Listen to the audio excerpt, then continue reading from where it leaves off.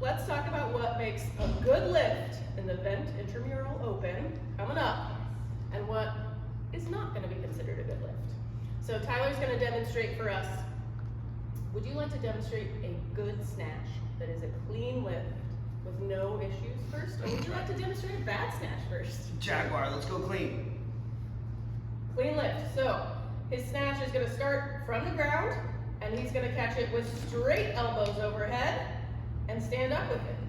Now, if he were to catch it a little bit higher, like in a power snatch position, that would still be considered a good lift. So he can catch it high as long as those elbows stay straight, and as he stands up, the elbows are still straight, then it's a good lift. Now you're going to wait for your judges to tell you whether it's a good lift or a bad lift before you put it down. Because if you stand up with it and drop it, before the judges even know if it's a good lift or a bad lift, then it's going to be a bad lift. That's going to be a no lift.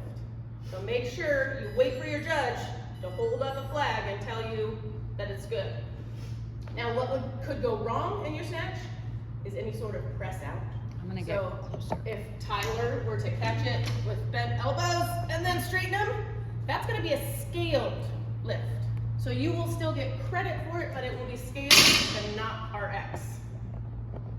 I think with the snatch, it's a little more simple. The only really thing that would be a bad lift is if any part of your body, i.e. your knee or something, touched the ground while you were trying to do your lift. Whoa, yep. And if you tried to stand up from that, that's still no lift. Don't put yourself through that. Okay?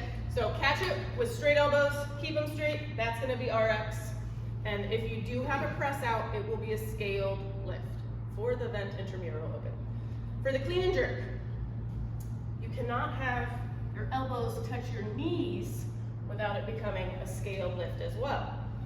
So if you were to catch your clean and you touched there, that's going to be a scaled lift. Woo!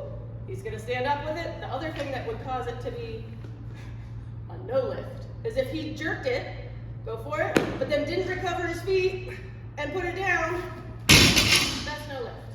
What we need for a clean and jerk, a good RX lift, is that no part of your elbows touches your legs.